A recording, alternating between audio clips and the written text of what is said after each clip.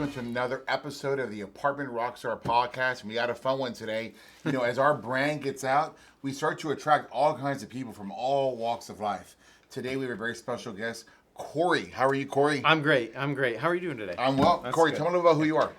So I am funny enough, I'm got a degree in specialized diesel technology, and I have turned a real estate investor. Started out in growing up on a farm, high performance diesel type guy, and I found out, real estate's where I want to be. And so I have a lot of single family, houses, and I've learned that apartments and, they call it, what am I trying to say? Not syndication, but the economies of scale. Oh, that's yeah, what it is, yeah, the yeah. economy of scale. And I've learned that that's where you've got to go. I mean, that's a national transgression of real estate. And so I'm here to meet with you and say hi, meet the team, which is impressive, by the way. I can't believe what you built here. It's super impressive. Well, it's a lot of fun to have guests here and show. Cory, your last name's Calvin, correct? Calvin, yep. Calvin, I apologize on that. And you're out of Denver. Out of Denver. Okay, so we have a mutual friend. How did you find us? And this is a where social media does work kind of a lesson for everybody. It's so cool.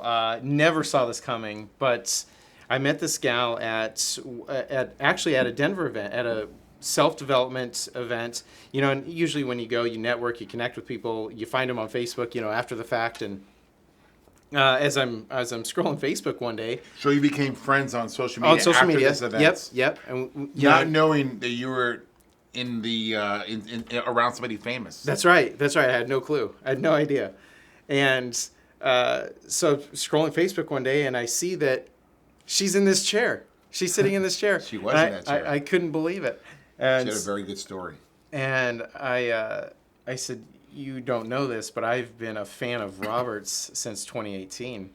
And she goes, oh my God, I didn't know that. And so we had a common ground there, and we connected on that. And So tell everybody who she is. here we are today. So she is Megan Blanchette. She's right. from Rhode Island, and what a fireball of knowledge and fun she is, for sure. Well, it was great. We got a chance to meet Megan. She's here in the studio right now. Megan joined us sometime in I think it was the end of Q3, early Q4. She's a student in Rhode Island. I'm not sure which is the University of Rhode Island. I believe it is, okay? And so she was doing a project, and she chose us. She chose the Apartment Rockstar Capital as part of her project. She was actually researching Grant Cardone and found us on a video, if I recall right. And she's like, yeah, he's boring. I'm going to deal with this guy right here. Good marketing. Yeah. And so it's amazing who you know in life and the walks of who you come across in the walks of life. But you were definitely in the presence of somebody important there, in which, it's amazing how, just a little leaf in life can turn into another conversation over here. That's right. So you're visiting us here in Houston, Texas. Thank you very much. Absolutely. I hear that you didn't come conventionally, though. How did you make it to Houston? I'm so excited about this. And one of my goals since I've been young is to own my own jet, to own my own airplane. And so I bought this airplane last year for Christmas. I got it right before Christmas came, and I knew when I got it, the very first trip of mine was going to be down here to Houston to meet with you. And so so excited. So this is your maiden voyage? This was the maiden voyage in the new airplane. Trip. This is after training. And everybody wants to know, how much does a jet cost? Because we all know you can't fake a jet. You can fake a Lambo from Grant Cardone. Yep. Grant's just like 50 million plus, whatever. He's got some amazing looking jet. One of my dreams is to get on that jet and have a conversation with him. Tell me about your jet, man. So since I'm not to Grant's level yet, but I had to start a little bit smaller. Mine ended up being 1.4 million. Wow. Which is a huge step. And do you finance these? Is that how that works? Yeah. Well, I mean, you can finance them or pay cash, just like real estate. But debt is so cheap right now, especially with real estate. Same thing. You'd be crazy not to put debt on stuff. And so I did finance it. But still, they don't just give you 100%. I mean, you got to put a massive chunk of money down, because it's an airplane. They just don't, finance these things at 90%. So it's such a joy to fly, I'll tell you. It's a blast. So how long have you been flying? 10 years. Wow. Coming Okay, up, coming on 11 years. That's a PSA. Not everybody go out there and buy a jet tomorrow and decide to get in the air. It takes a little while. You get really comfortable. Yeah, and this was a big step because I was flying a lot smaller aircraft until this one. So it was a big step up. It was a lot of training in the beginning, and I knew at the end of the training we're going to Houston. That's and amazing. so here we are. The other side to having a lot of experience, you gotta have a couple dollars to buy a jet. I don't have a jet. That's amazing. I've got a couple of nice cars I enjoy to drive in, but man, own a jet. I mean, that'd be kind of cool. We could fly somewhere, Caleb. What do you think? Man, that'd be great. So, tell us a little bit about how you created the wealth to be able to purchase a jet. Well, I started my entrepreneurial journey, which I was going to ask you about as well. Kind of started out as a diesel guy. I grew up on a farm, around the big tractors, the high horsepower type stuff, and that's just what interests me. It's growing up on a farm. So I started life as a specialized diesel technician, and I took small little diesel trucks and drove them up to massive horsepower, which I'm sure you've seen here in Houston. I mean, these things are all over. That's what I did, and when I sold that company when I was 23, I got into aviation. That was my next big goal, was to become a pilot. Started flying for the Forest Service. But the problem is there's no fires in the wintertime. So in the wintertime, this was about 2011, 2012, when the market was just on the uptick of the recovery. I'm like, man, what could a young kid like me, because I was still 25, I was young. What could a young kid like me do to get into real estate? And a friend of mine said, Cory, what you need to be doing is building houses. So I got into building single-family houses, quickly became a real estate agent. Then I realized, when you sell a house, the income's gone. Like, you have to go find another person to help sell. You eat it. Yeah. And you know that from your sales days, Yeah. You got to have that next, you got to go kill what you eat that right. day, right? That's right. And I'm like, man, these investors are doing something right. How is it that they're able to travel around and fly and go to all these fun places? Like, they had the freedom, and they weren't real estate agents. They were investors. And so I had to figure out how to become an investor. And that's when I realized, okay, single family is the easiest thing for me to get into. So I bought one single family, and then I went to another, and then eventually I'm like, man, I gotta start doing what Robert's doing, No, let's talk a little more about you. You have quite a few single family. How many do you have? I ended up with 71 single families right before COVID. Wow. And I had no intention of selling these. I was gonna sit on them. I threw them in the incubator, and I was just gonna let them grow. Right, that was the whole point. Right before COVID, we weren't quite sure what was gonna happen. So I took a nice chunk of those and I sold them. Those were the thin deals, maybe the close negative cash flow deals, and I got rid of them because if something was to happen, I didn't want to be in that bad position. And real estate got propped up, through this time. And so here I am, with all of this extra cash that I needed to do something with, and hence the jet. That's where it came from, the airplane. Y'all listening? It's a pretty cool story. Yeah, so real estate can do some amazing things. I never had an idea that there was so much equity in these things. Unbelievable. It is amazing. I think, I think I've read somewhere that real estate has created more millionaires than anything else. It's 100% true, because in real estate, it's not like in the movies or whatever you hear. There's a lot of speculation. It's very calculated. You want to buy the right property at the right location at the right price. And you put a little bit of effort into it, and you'll find your real estate. But it's the valuation that helps you create real wealth. You see these stories of like Bezos and other guys that are worth all this. They really don't have that in their bank account. That's what their business is worth on paper if it all sold, which it'll never sell. But in real estate, it's the same way. You have valuations, but you can realize, it's called unrealized equity, unrealized wealth, and it's there once you sell, and it's so much easier to sell a single family house than maybe to sell Google, Yeah. And so you can realize that equity fast, and and you find your passion, right? Because you got to have your why. It's not just so I can have my next meal. What are you working towards? He had a childhood passion. He wanted to own a jet. I think that's amazing. It kind of reminds me of Gary's story, right? Where I don't just want to own a jet, I want to own all the jets, right? Yeah. And so that's Gary's passion. And so it's interesting to meet different people and get different aspects. So look, you've flown all the way to Houston, Texas to come visit with us, and we're honored and we're blessed to have you here. What can we do to help you make this the most for your trip? Well, I see a lot of questions there. Yeah, Is that for me? well, just a few. Okay. And likewise, I'm honored to be here. I'm honored that you said yes, that I could come down of here, course. and so I appreciate Abundance that so mentality, much. man. Yeah, and so speaking of that, and maybe just a pause, since it is your 10-year. Yeah, this is our 10-year anniversary, was what you're referring to. I've got a little gift for you. Oh, no. Yeah. So we had this made for you, and you can put it wherever you'd like. Oh, man. That is so nice, Cory. Wow. Wow, man. We Thank you very much. Yeah, I you're so appreciate welcome. that. You're so welcome. This is awesome. Tell me about this, man. This is great. So this is so funny. We missed this by one day. We saw the post come out on Facebook, and we saw the 10-year anniversary post come out, and we're like, man, we missed it by one day because this thing had already shipped. Wow, this is so and nice. we were gonna put the 10-year on the bottom for you.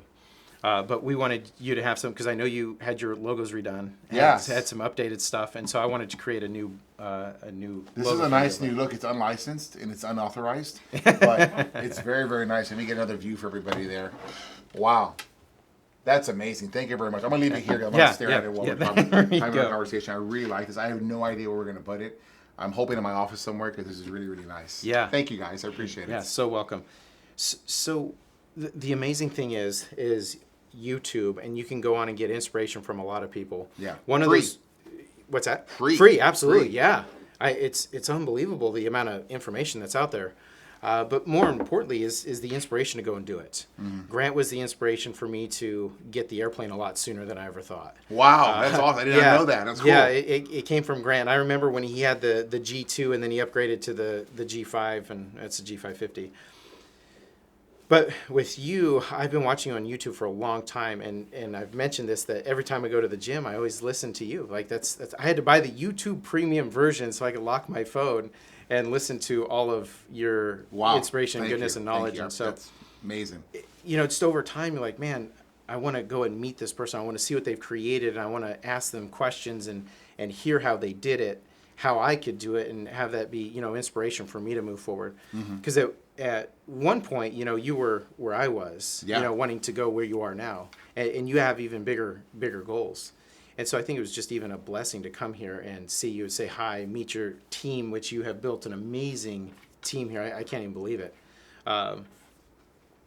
So what I was going to ask you, where did the idea of building this amazing team come from? I mean, because everybody here is so motivated. They're so forward thinking. What gave you the idea to build this? Rockstar Capital was just really born off of it's hard. I got involved in real estate because I was a commission sales guy, and working in corporate America, you realize that you don't have control of how much you make. Your boss does, because they start playing with the commission plan, and they did it a couple, 3 times, and I realized I didn't have control, and I went out and I just wanted to figure out what I wanted to do. I always had entrepreneurial spirit. I looked at washing machines, corn operated laundry machines, a water mill, which is one of those, water dispensing businesses, even a child care facility at one time. And I stumbled upon a real estate education club here in Houston, Texas. And I was like, wow, that looks really interesting. And it was a decision that would change my life. And so I went in there, I got educated. It was giant Rich Dad Poor Dad book. So if you ask one of those questions, what book do you recommend? Rich Dad Poor Dad. I love it. That is Such the a good best book book. ever. It was a game changer for me. But this company, this real estate club, was like a giant Rich Dad Poor Dad book because everybody had read it. Everybody is drinking the Kool-Aid. Everybody's swimming in it. And you're seeing guest speakers and whoever go up there, and they're doing what you want to do. And so if you're around winners, you're around people that are doing what you want to do, you're going to become one of them. The opposite is true too, right? If you're not around those people, you'll become whoever they are. And I wanted to win. I wanted to own an apartment complex. I wanted to get involved. So I joined the club. I got educated. I met a business partner. He and I grew a company together. I was the operating arm. We grew to about 10 properties, 2,000 units. Then he tried to change our arrangement. And at that point, I left and created Rockstar. But Rockstar, the term, about 2011, was a term that people were using. Hey, you're such a rock star. It's just coming on the scene. And I would use that term a ton when I was referring to people in my company and their achievements that they were achieving. This is my first company. So when I started Rockstar, that was the inspiration for it. I brought a key member of that team with me, somebody who was just at the time was just a property manager, and her and I built this business around. She's since retired and moved on to greener pastures. But Rockstar is here, and it's been 10 years since then, and we've got 4,200 units, asset value of $420 million, So amazing. and 22 assets, and along with more awards than I can remember right now. And it's built around just the belief in people. You compared me to Grant a little bit. I'm a little bit different than Grant. Grant Cardone, is a big sales guy, and that's what we have in common. But he never sat in the chair. he didn't do that. He didn't go through his lumps and bruises like I did back in 2011 I'm sorry, 2007 when I'm learning this business. I walked away from my day job making six figures to come sit in that chair in that very first company. And so I learned it. I didn't want to go home. And it's not that I was unhappy, it's that this made me so happy to be at work. I was learning so much because I was changing my financial future. I was changing the generational wealth for my family, and I didn't even realize it, but it was so much fun that's how we built those businesses. And we built them during the recession, and we survived. When other people perished and they went into the dirt, we didn't. And I relied on my sales background, just like Grant did, to survive. And as we build forward, I create these lessons. I've learned all this, and I share as much as I can with my team. And so in our company, it's a very open environment. It doesn't matter who's in the room. If I think that it's not too sensitive, I'll keep them in there because I want them to do a lot of cross training. I want them to learn. Right now, we're going through a situation where our company is so large now that I feel like we're losing a little bit of the old culture. And so I created, just by accident, what's called the Angel Team. And the Angel Team is basically my eyes and my ears. And it's not operational people. It's my social media team. It's my investor relations team. It's people in HR. Nothing to do with operations. But they're going there and saying, hey, how are you doing? Talking to our on-site team, the managers, the assistant managers. Tell me about what's going on your property. And you'd be surprised what they're willing to say. Wow. And that makes it back to me because, I said, hey, you guys are my eyes and my ears. And that's gone so well. We realized some of the issues that we're having. We've corrected them. Like, hey, now we need to take it to the next level. Now I need you to help them with their leasing. Because as we've grown, we brought in a lot of people, and we don't have the right training we need right now. So as we're developing that training group, they still need another month or two to mature. The Angel Team is there, going to go out there and do role playing and lease training with them. And so I'm saying all this to you to answer your question. Sure. Your question is, how do I get culture and everybody by doing that? Yeah. Natalie, who's our videographer and our production manager and every other title there. Who's amazing, by the way. Yeah, she's amazing. But she's going out there being my eyes and my ears, representing me. Right. Asking these people questions. She didn't wake up thinking, wow, I'm going to go talk to operations people today. But by learning that, it's going to make her better at her job. Sure, absolutely. Caleb's standing behind her. He's the head of our marketing group, and he's out there. His main focus is to put leads in front of our people. Smart guy. Smart guy, and then conversions of those leads. And I learned today that every time a lead turns into a tour, that's worth $50 to $60 to. It's a marketing spend. So every time, as I send my Angel Team out there, and they're going to pretend like they're a potential tour, they need to know I'm worth $50. Absolutely. Am I being converted? What are we doing wrong? Right? But he's learning from that because it's going to make him better at what he does as well, using the right target words. So, where else can you go where you can have that kind of variety and flexibility and fluidity? We're a fluid business. I don't know what's going to happen most weeks. I really don't. It's just, That's good. There's an expectation, and then there's where reality happens. So there's so many apartment investors out there. In the beginning, what do you think separated you from everyone else? Because you've created this awesome company that other people haven't. It's really funny because I never imagined getting to this point. I imagined I was going to buy a deal a year. I didn't get to finish my earlier story, but I joined to replace my childcare money that I was having to put into that my employer was basically taking from me for my lost commission, and then we've just kind of grown. So I didn't have goals of getting to $400 million. I had 4,000 units. I wanted to get to 1,000 units and kind of like, okay, I've got to my, 5 properties. I got 1,000 units or whatever. I'm done. And I just it was so infectious. I kept growing and growing and growing. And then being able to bring in IQ into the room. There was a period of time when I didn't have any college grads working for me. And now we have 15, 16 college grads that work with me. That's impressive. And it's a lot of fun because they have a lot of ideas and what have you. But what that separates us is that I have that story. I have the story of sitting in the chair. I have the story of going through the bumps and bruises. I have the inspiration and the creativity I think I need an Angel Team to represent me and my interests and my businesses. Those guys that are out there trying to raise capital, competing against what we're doing, can't compete because they never lived the dream. They never lived the story. They basically did what I did. They went to a real estate club and like, hey, I'm ready to buy 1,000 units.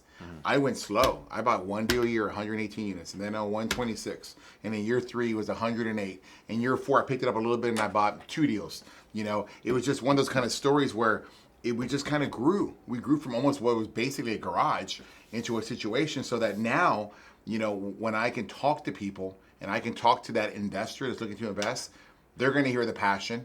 They're going to hear the experience versus the other guy who thinks he's going to asset manage because he read a book.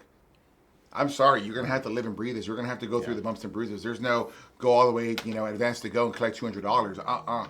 And it's something that our team has come up with. Wartime general, peacetime general. Everybody's great until they get socked in the face.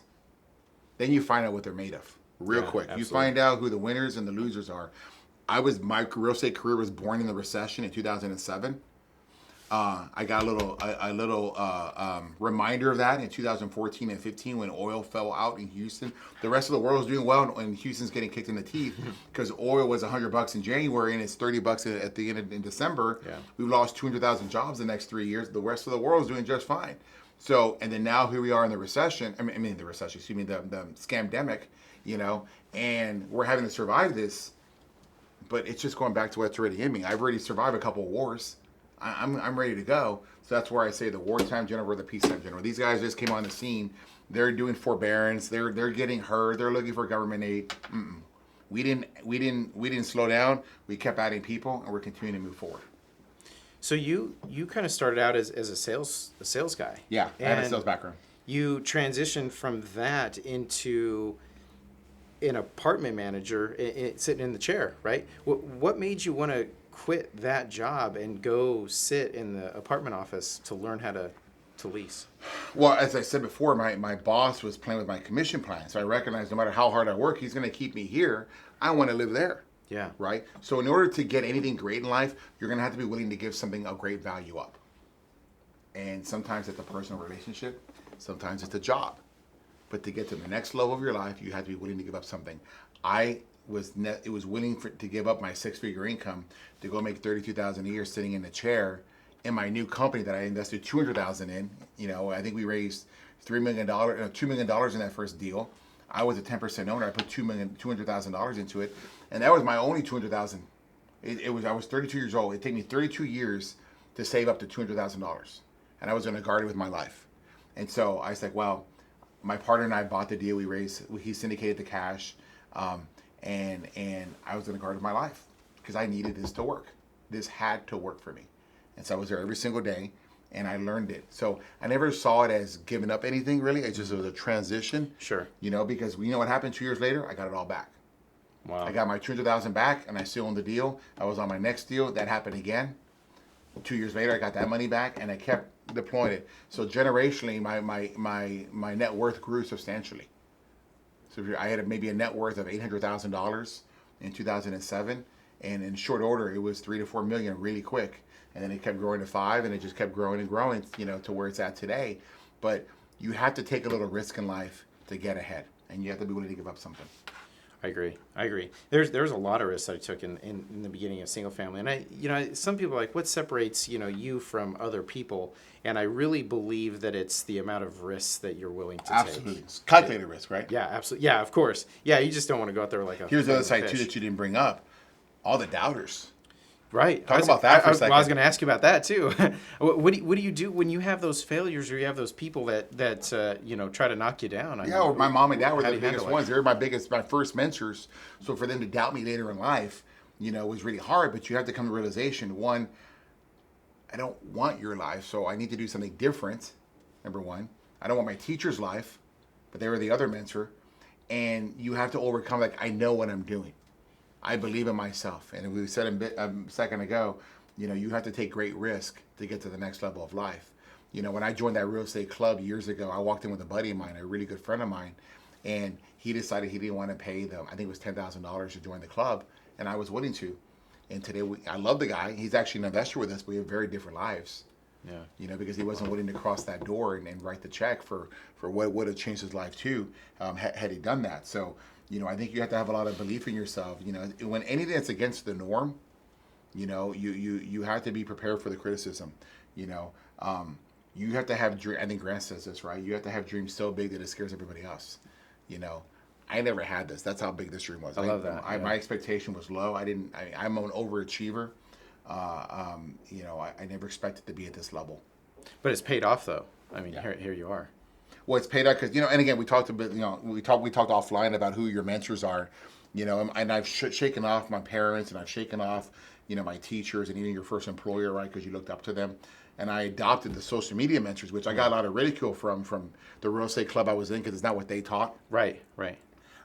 And it created a lot of rifts and drama. But these social media mentors are where I want to go. I got one guy who I said doesn't want to own a jet. He wants to own the New York Jets. Yeah. I got another guy who wants to get to 10 billion, you know, and his big tagline is, you can't fake a jet, but you can fake a Lambo. You know, these are the guys that I listen to. Yeah. And I'm willing to pay money to go listen to, which is another thing too. You have to invest in yourself. Nothing great in life is free. You're going to have to pay.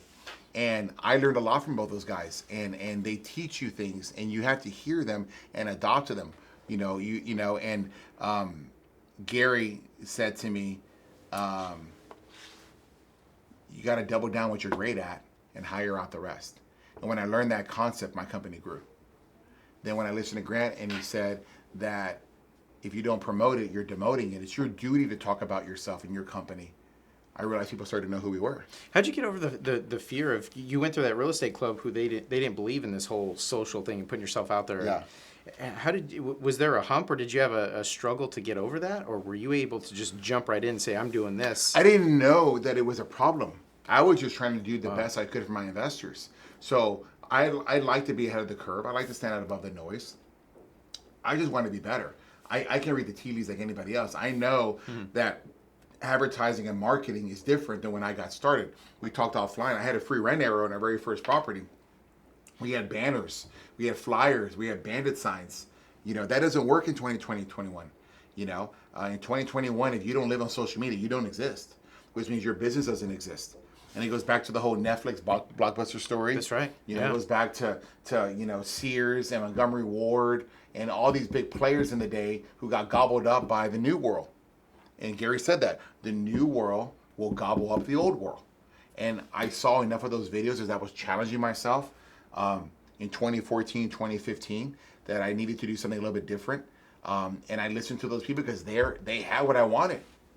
I don't know if I'm going to own the Jets, but man, I sure like to try to follow the guy that does. I don't know if I'm going to get to 10 billion in assets, but You'll get there. Maybe You'll I can get get there. So get I think I've had a belief in myself, you know, for a while, that you just need to just go against the grain. And, you know, in the real estate club, they asked me to leave because for them, they thought it was too much attention for my company, and they felt threatened by it. I was always trying to do things a little bit different. I went from being the humble guy to being the guy that only talks about himself. But at the same time, I went from the guy that owns 22,000 units to the guy that owns 4,200 units. The guy that had this many refinance events, the guy that has now 13 refinance events and is the country's only 2-time National Owner of the Year. Congrats, by the way. Thank you. That's so amazing. you have to challenge yourself. You know, you're not.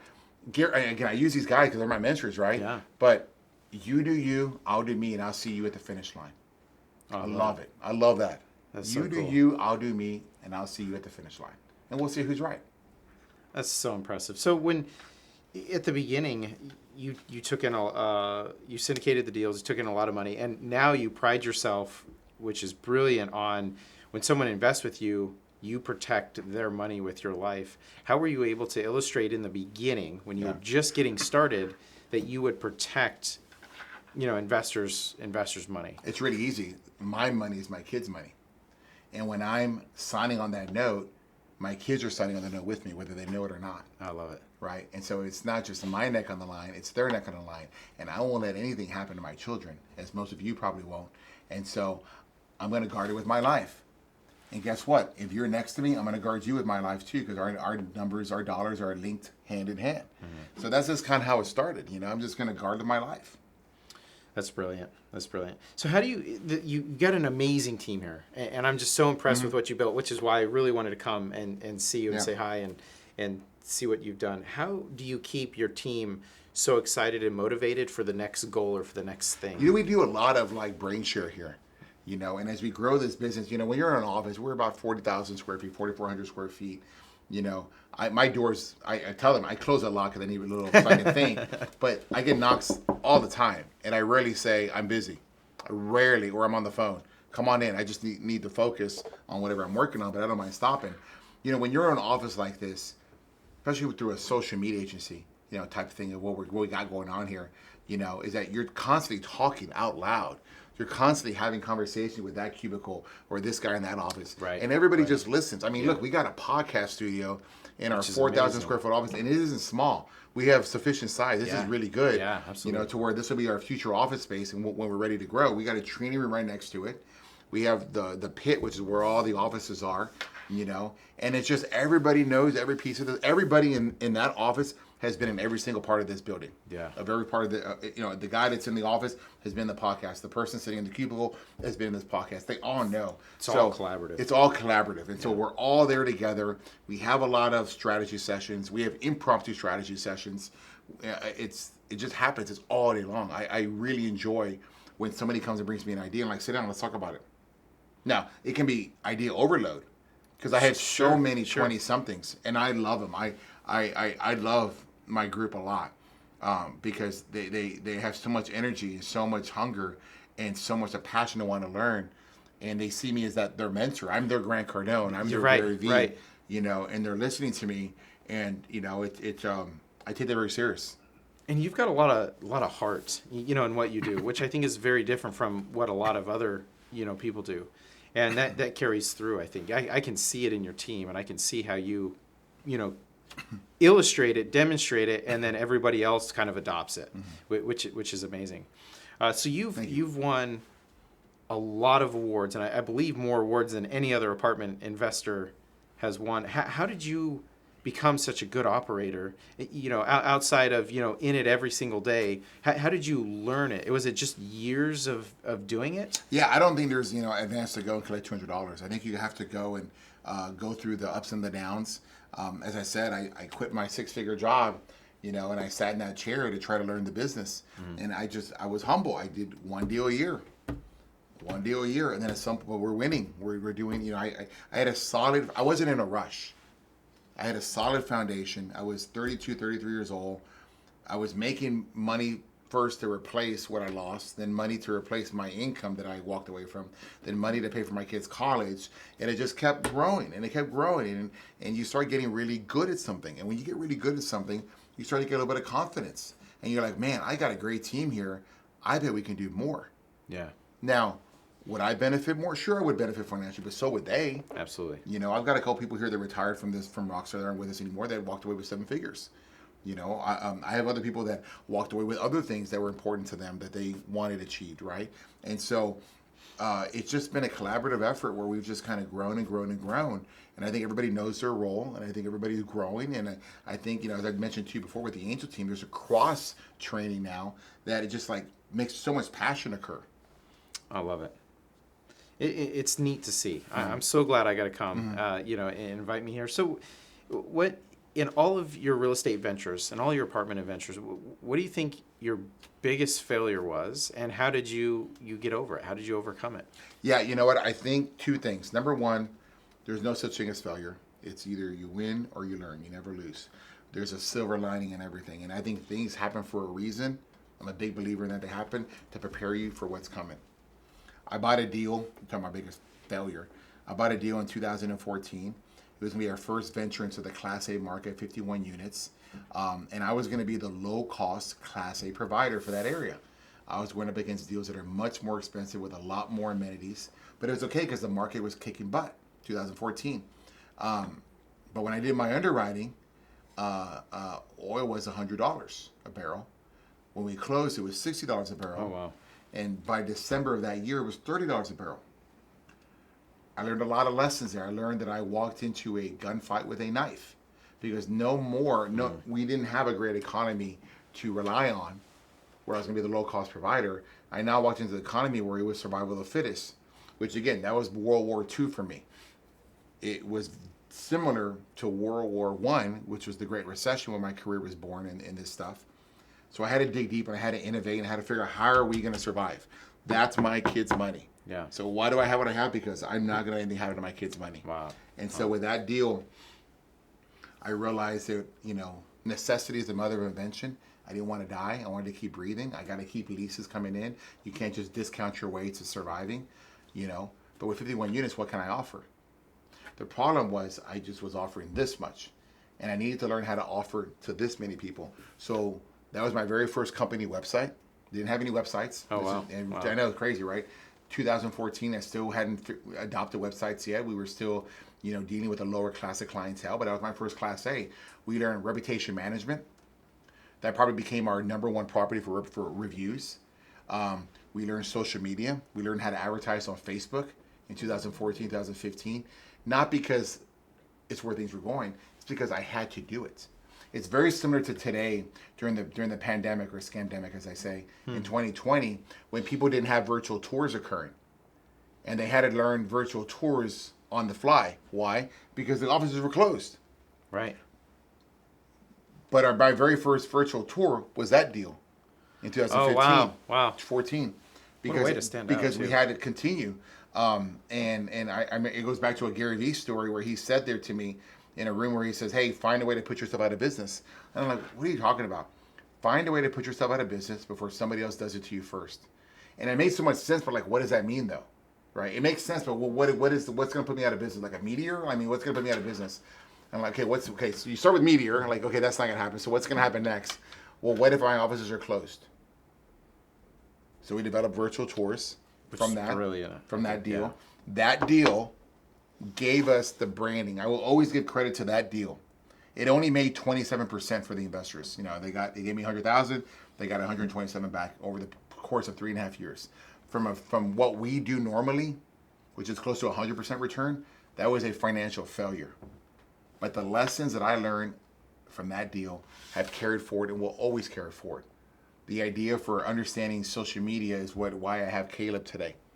The idea to document your journey and to give people online something to look at gave birth to Natalie's position. Absolutely. Right? Because nobody shows up on a Saturday to tour 10 properties like they used to.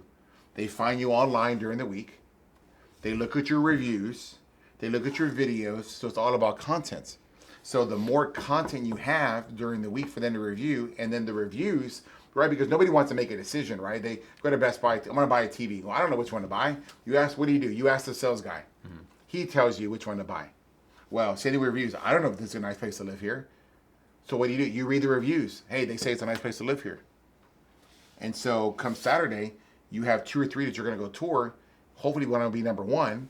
And if we do a good enough job, they won't go to number 2, number 3. So that deal was a financial failure, but what gave birth to the Rockstar capital we have today. Right. So, and that's what you say. If you're not alive on your cellular device, whatever it is, iPad, phone, you don't exist. If you don't exist here, you don't exist. Right.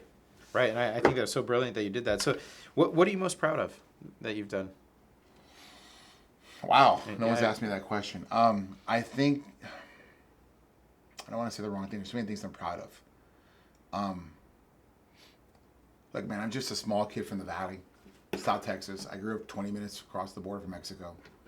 I didn't get into college the first time I applied to Texas A&M. I got in the second. I had to transfer in. I have an engineering degree. I wasn't the best at engineering, but I was pretty good with numbers. That was great. Most of your lower GPA engineer guys are your best sales guys, right? And so I got hired to work at an oil and gas company and sell engineered product. And I told myself that if I can sell $1 million piece of equipment to a guy with a PhD and go through the whole cost benefit analysis and the sales approach with him, then surely I can rent a $500 apartment to a guy making $30,000. I'm proud that I don't have a famous last name. I'm proud that I can overcome life's things that happen to me. I didn't have a single scholarship to college. I don't rely on any kind of minority bullshit that people like talking about because I think that actually hurts you. I went to a big university where I didn't think about it, but the majority of the population is white. I didn't see it. I don't see color. I see effort. I see production. I didn't want to fail and be like everybody else that went away to school and came back and failed a year, 2 years later, and we're working at the Chili's while I was transferring off, and starting my degree. I'm proud that I can represent that group of people that didn't have a 4.0 in high school and that didn't have a 4.0 in college and can overachieve. I'm proud that I diverted from the norm and started listening to social media guys when everybody like that was stupid, entrepreneurial stupid. You're just slacker. You have an engineering degree, but you want to go sell encyclopedias, you want to go sell vacuum cleaners, you want to be a sales guy. That turns into like, wait, you want to give away your 6-figure income and go steal apartments, real estate's risky.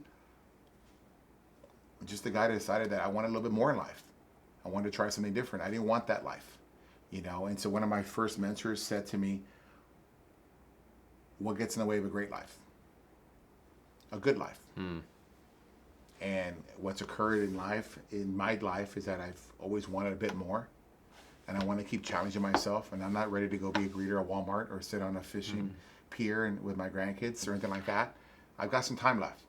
And I just want to create the best that I can. I have dreams of having our own building one day. I have dreams of having a giant statue of myself, like Tom Landry outside of Texas Stadium. Oh, so cool. I have dreams that I'm gonna have a company, a legacy to leave to my children. These are all internal dreams I didn't really share it about, but that's what I'm proud of. I'm proud of that I can try to live a quality life, be a good guy, be a good human being, help people around me as much as I can, and build something that adds to society as the life. That's amazing. And, they say that success is beautifully blind.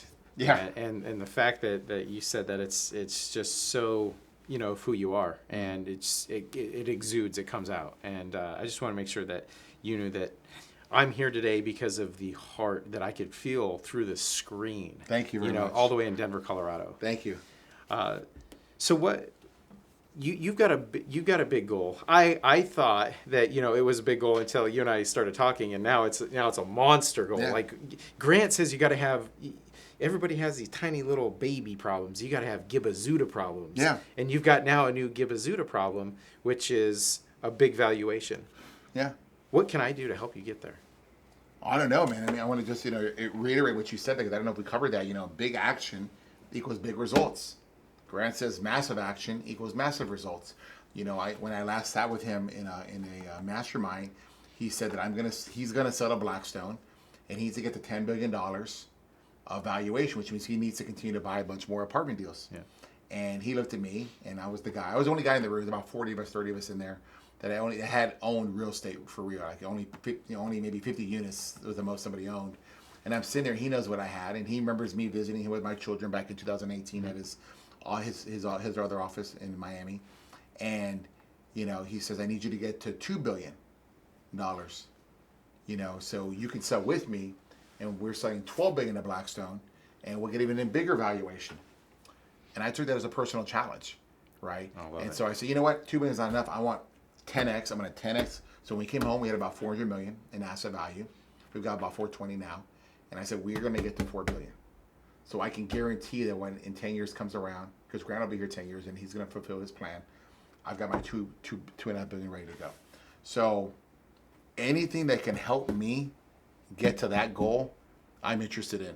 I went to go visit with Gary Vee a year and a half ago now, beginning of 19, and his goal is to buy the Jets. That's right, yeah. So what he's been doing is he's been building little small businesses. And one of the businesses that he built was his empathy wine business. And so while we were there, he personally pitched me and said, hey, will you buy me 10,000 bottles? And we did. We gave him away as moving gifts for all of our residents, and what happened a little later, I didn't know this, within a year, his valuation was high enough on empathy wines that he sold it to, I think, the largest wine owner, the guys that own Ernst & Gallo and these other companies. I think it's called Constellation Wines, massive company. And they paid him something that I haven't even reported. I don't even know what the number is, because it's privately held. But he's inching his way one step closer to owning the Jets. And I think that's an amazing way to follow. So you tell me what you think you can do to help me get closer to my valuation, help me get closer to getting more deals. And I'm interested in listening. Yeah, and what Sam was saying, he said that the Houston market is very synonymous to Denver. Yes. Yes. And except we don't have pot. Pot is not legal here. I don't know what you do in your home or your apartment, but it is not open here in Texas, and it probably won't be. Yeah, I guess that's the only thing that's not analogous. So in Denver, there's a lot of there's a lot of communities, big ones, small ones, and as you're starting to grow your valuation, you're starting to go into the bigger stuff. And there's a lot of things, a lot of communities in Denver, that I can always be. So, I see where you're going with this. boots Okay, on so the ground you want to be my boots on the ground in Denver. Can be, yeah. I like Denver. In Colorado, there's no state income tax. Is that correct? There is state income tax. But yeah. So it depends on where you're at. If you're in the unincorporated counties, it's really low. Okay. It's very low. I like that because the lower the income tax, the lower the property insurance, the better our valuation is. I can control what's on the four walls of my business, but I can't control what's outside. And so that's what I call non-controllable expenses. And they are havoc. They wreak havoc to your P&L statement, right? Because I think I'm going to get this much income, and I think I'm going to get this much expense like optimization to get my NOI to a certain point, and all of a sudden that goes to hell in a handbasket because I got property taxes that have like doubled, or insurance that's up 40%. So the unincorporated parts of town are great parts. Yeah, I agree. Because it's lower social services. So I'm willing to go to Denver. I like Denver. Denver's, they call it the Mile High City, and it's beautiful. The Rocky Mountains, man, it's awesome. Maybe let's go to Pueblo. I heard Grant was in Pueblo. Pueblo. Yep, he was. It's funny. When I was there at that last mastermind, he was shaved head. Oh, was he? Oh, really? yeah. And he was wearing a cap the whole time. Like, man, does he have cancer? Like, is something wrong with Grant? Like, does he have an illness? And he didn't talk about it till the last hour. He's like, and he didn't want us taking any pictures, any videos of him.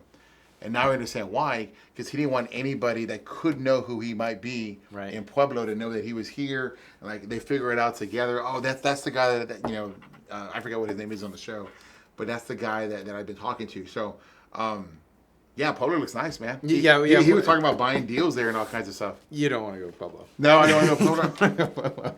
That's why they put Grant in Pueblo. Hey, that guy's a winner. I tell you what, man. That was amazing. It's sink or swim. He walked away with $100, and I love it. You asked me earlier what about why I'm here, how I'm successful. I said my kids, right? Yes. What did he say in that first week? He goes, I promised my children they're going to be here by the end of the week. I remember his first goal Family is everything. That's and that was his main focus. And his focus was to get enough money to get his family there with him. Yeah, it's so amazing to see that. So they can remove one issue from him, and he can think. Right. Right. And so that's really big, and I think, think about your goals and think about the obstacles in front of you. Right. And what's occurred here at Rockstar is that I've almost hired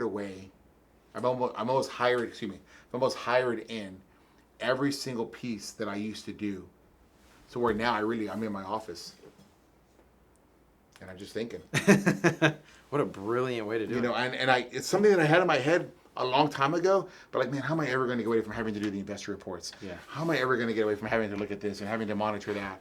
And it just kind of happened over time to where now I sit in my office and I just think, okay, you need to be able to get away from the minutia and the noise, 10,000 feet, 20,000 feet, to pay attention and see what things are doing. Right. Right. I used to live in a high rise, and I've been in two high rises, a 33rd floor and a 35th floor. It is amazing the views. You know what you can do? You can see traffic patterns. Interesting. You can see when the traffic's starting to build up in certain parts of streets or the freeway, and you can see when it's coming. It's always around a certain time. You go out, and I was just, just kind of hit me like, wow. I can see when the ambulance is coming down, and it's coming down the street, and I'm like, where's he going to turn? He's going to turn that way, and it's the same concept. Wow. When you can get that God view, you probably have it when you're in the sky. Yeah, you absolutely. can see things. You're like, wow. Totally different view. Very different view, and you can make different decisions. Because sometimes when your nose is still right here, you can't see what's behind you. You can't see what's on the side of you. Yeah, they say you can't see the picture when you're in the frame. And you open up your view of everything. That's brilliant. Last question I've got for you. They say that it's not consistency; it's what you do daily. Yeah. It's the daily things, and we saw that with Gary Vee, with Grant. And what is it that you do daily that you think keeps you so successful? I do a lot of what you do. I listen to podcasts. I listen to things that get me motivated in the morning. I don't have a real, other than brush my teeth and go to the bathroom, right? I don't really have a real schedule like that. I just kind of like, if I throw myself into something, I hear a thought, and that thought spurs an idea. Yep. Sometimes a thought will spur another thought, and then that thought spurred an idea. Or that thought made me want to call somebody, and I'm like, and we have a conversation, and they said something. So I think the key for me is I like to get things stimulated in the morning. Yeah. That's why I don't know what's going to happen during the day, because I don't know what I'm going to listen to. Sure. I do know that what you fuel your head with also occupies your head. Yes. And that can be a good thing. I've been listening to a lot of the Trump conspiracy stuff, right? And that's kind of fueled my head. So I thought all kinds of stuff was going to happen around inauguration. I think Joe Biden did too, right? Because he still has 30,000 troops sitting in D.C. Yeah. And so, but that doesn't make me any money. Right. That doesn't help me that's just a pastime for me. If you're going to watch TV, watch shows that are interesting. I love Billions. You watch Billions? Yeah. What a great show. Yeah. I like watching. And then Jonathan, one of our investor relations guys, has been begging me to watch Succession. Oh, so funny. I've got 5 episodes in the can. Have you seen that one? No, I haven't seen that. That's an interesting one too. It's not quite like Billions, but it's different, and you can see a lot what's going on in this company in that show. Wow. And so it's like, wow, that's really interesting too. So, but you learn ideas. Just be positive with the things that you put in your mind. Yeah. If you focus on negative, you're going to have negative thoughts. You're going to have negative action. If you have positive thoughts, like listening to a Gary Vee podcast, a Grant Cardone podcast, and a Apartment Rockstar podcast, maybe you wind up in Houston, Texas, and you're sitting here and we're having conversations. I'm hoping that this conversation has helped Cory with his thought processes and what he thinks is achievable now. I know when I went to visit Grant and I hear things from him and I can touch the person, I can touch the brick. And I first got in apartments, I joined a club and they let us go to members' properties. We got to touch the brick and we got to talk to the staff. I'm hoping that Cory's opportunity here to touch the brick and talk to the staff is going to make a big difference for him moving forward. So, man, I want to thank you for coming to visit. Yeah, thanks for the invite. Visit us here in Houston, Texas. Thank you for this amazing gift. You're so welcome. That's so awesome. Welcome. I really, really appreciate it. That's for sure gonna go in my office. But this has been an amazing experience for me to show you that social media does work, branding does work, your influence does work, and you know what? At the end of the day, just be yourself. Don't create content. Just speak it, live it, talk from the heart. And as Gary likes to say, if you're good enough, the market will tell you. So super excited to have you here. Thank you so much. I can't wait to see the plane. I want to go take a look at that. I think it'd be amazing. Yeah, that's awesome. How many people can sit in the plane? 6. 6. 6. Okay, I might be taking a trip up to Denver soon. Yeah. So, hey, thanks everybody for listening to this week's episode of the Apartment Rockstar podcast. Thank you very much for joining us, Cory. We're going to have this out as soon as possible. Again, as always, you can always find us on Instagram. My Instagram got locked out for the month of December. I miss Christmas. I miss New Year's. I miss the inauguration, but I'm back now. This is our first podcast that we're going to be launching back on our Instagram podcast, on our Instagram feed. So I'm super excited. You can find me on LinkedIn for all of our articles under the Apartment Rockstar, or if you just want to be my friend on Facebook, Robert Martinez. Catch you next time, everybody. See you later.